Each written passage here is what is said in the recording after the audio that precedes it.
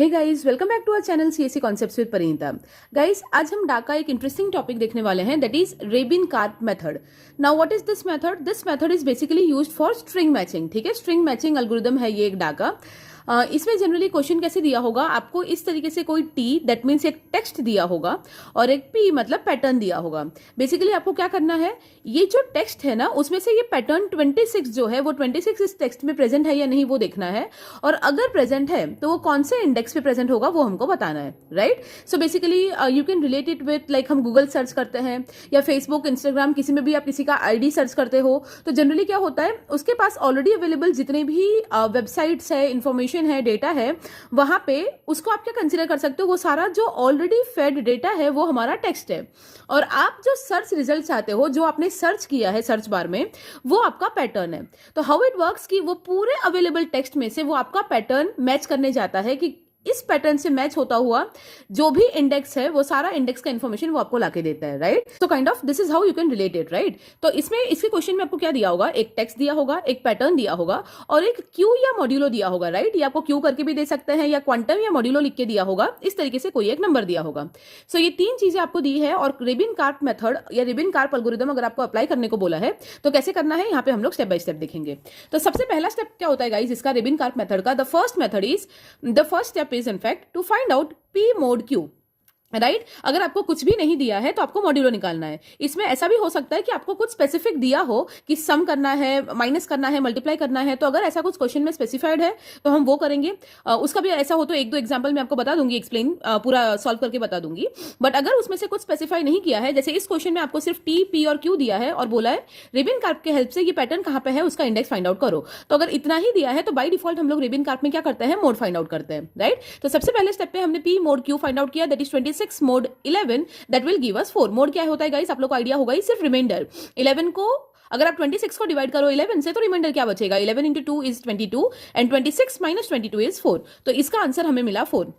This is my first step. अब second step में आपको क्या करना है गाइस, आपको लेंथ देखना है, आपका पी का लेंथ क्या है। So length of P here is, length of P is 2। 26 दो ही डिजिट है, 1 and 2, तो लेंथ उसका क्या हुआ 2।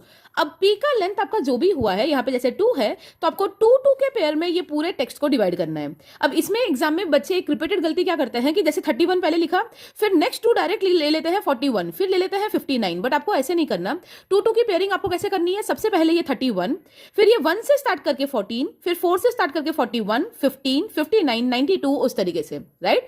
और आपको क्या करना है, ये 2 2 की पेयरिंग करके यहाँ पे हम सारा पूरा पेयर लिखेंगे फर्स्ट डिजिट से लेकर लास्ट डिजिट तक, और वो इंडिविजुअल जो पेयर्स मिले सबका हम मोड करेंगे क्यू से, मतलब हमारे केस में 11 से, मतलब 31 मोड 11, 14 मोड 11, इस तरीके से सबका मोड फाइंड आउट करते हैं, ठीक है। तो चलो वो हम सबसे पहले कर लेते हैं।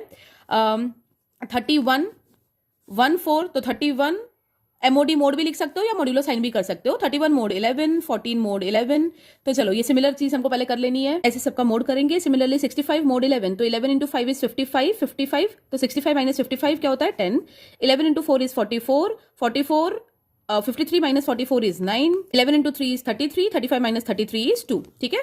तो यहाँ पे 2 2 की हमने पेयरिंग की, वो पेयर हमने लिख दिया, सबका मोड किया 11 से, बिकॉज क्यू हमको 11 दिया है, आपको यहाँ पे क्यू जो भी दिया है उससे आपको मोड करना है।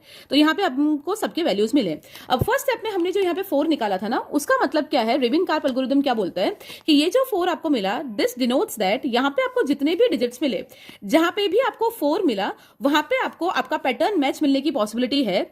उसके अलावा जहां पे 4 के अलावा दूसरा कुछ भी मिला, जैसे ये 3 वैल्यूज और ये 3 वैल्यूज, यहाँ पे कंपलसरी आपका पैटर्न नहीं होगा, राइट। सो 4 के अलावा जो भी वैल्यू मिला है वहां पे तो पैटर्न नहीं होगा, बट जहां पे 4 मिला है देयर इज अ पॉसिबिलिटी। अब 2 चीजें हो सकती है जहां पे 4 मिला वहां पे, कि या फिर आपको आपका पैटर्न मैच मिल जाएगा या फिर नहीं मिलेगा। तो जहां पे पैटर्न मैच मिलेगा वो तो उसका इंडेक्स हम लोग लिख देंगे शिफ्ट और इंडेक्स, जहां पे पैटर्न नहीं मिला उसको हम बोलेंगे स्पूरियर सेट, ठीक है। जहां पे हमको 4 आंसर मिला बट स्टिल वो हमारा राइट पैटर्न नहीं है, तो उसको हम क्या बोलेंगे, स्पूरियर सेट। ये जानना क्यों जरूरी है गाइस, बिकॉज इसमें ना एग्जाम में 2 तरह के क्वेश्चन पूछते हैं कि सबसे पहले तो पैटर्न मैच्ड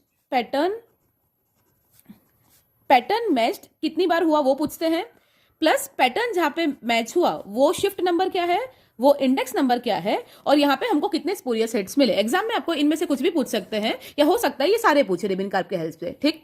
तो यहाँ पे सबसे पहले हमको सारे वैल्यूज मिल गए, तो जहां पे हमको 4 नहीं मिला उसको तो हमको उससे कोई लेना देना ही नहीं है।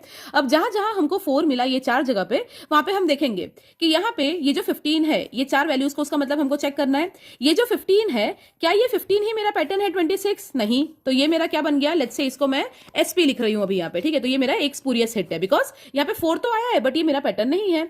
सिमिलरली यहाँ पे भी 4 आया है बट यहाँ पे 59 भी मेरा पैटर्न नहीं है, 59 26 से अलग है, तो again this is spurious hit. यहाँ पे 4 आया है बट यहाँ पे 92 है, 92 is not equal to 26, so again this is spurious hit. यहाँ पे 4 मिला है और मुझे यहाँ पे मिला है 26 एंड मुझे जो पैटर्न चाहिए वो भी 26 है, सो ये मेरा क्या हो गया, एग्जैक्ट मैच, राइट। तो और कहीं पे भी 4 है नहीं, तो एग्जैक्ट मैच, पैटर्न मैच कितनी बार आपको मिला, वंस, एक ही बार यहाँ पे पैटर्न मैच हुआ। स्पूरियस हिट्स कितने मिले, 1 2 3, तो 3 स्पूरियस हिट्स हमको मिले, पैटर्न यहाँ पे एक ही बार मैच हुआ है। अब पैटर्न जहां पे मैच हुआ है ना उसका शिफ्ट और इंडेक्स पूछ रहे हैं, तो शिफ्ट और इंडेक्स हम कैसे फाइंड आउट करते हैं, तो शिफ्ट यहाँ पे हमने जो निकाला है ना उसको शिफ्ट नंबर हम दे देंगे, और शिफ्ट नंबर आपको याद रखना है हमेशा हम लोग रेबिन कार्प मेथड के लिए इंडेक्स जो है वो 1 से स्टार्ट करते हैं, शिफ्ट जो है वो 0 से स्टार्ट करते हैं। तो शिफ्ट का नंबर यहाँ पे दे देते हैं 0 1 2 3 4 5 6 7 8 एंड 9। तो हमको जहां पे मैच मिला, एग्जैक्ट मैच जो मुझे मिला ये शिफ्ट नंबर 6 पे मिला, राइट। सो शिफ्ट नंबर है मेरा 6 और इंडेक्स हमेशा ये याद रखना गाइज, शिफ्ट आप 0 से स्टार्ट करते हो, इंडेक्स आप 1 से स्टार्ट करते हो, तो हमेशा आपको शिफ्ट का जो भी नंबर मिलेगा ना, इंडेक्स का नंबर क्या होगा, ये +1, तो 6 + 1 is 7। अब ये 7 सही है या नहीं एक बार यहाँ पे भी देख लो, मतलब इसको वेरीफाई कर लो। 1, इसको अगर मैं इंडेक्स नंबर दे दूं 1 से, 1 2 3 4 5 6 7, तो ये 7 पे मेरा क्या स्टार्ट हो रहा है, 26, जो मेरा एक्चुअल पैटर्न है वो कहां से स्टार्ट हो रहा है, 7th वाले इंडेक्स से, राइट। सो इंडेक्स हमारा 7 आएगा, शिफ्ट 6 है, पैटर्न एक बार मैच हुआ है और स्पूरियस हिट हमको मिले 3। रेबिन carp all about these things, इतना ही हमको आंसर में चाहिए होता है, ठीक है। I hope it is clear, but still if you have any doubt please ask in the comment section. Thank you.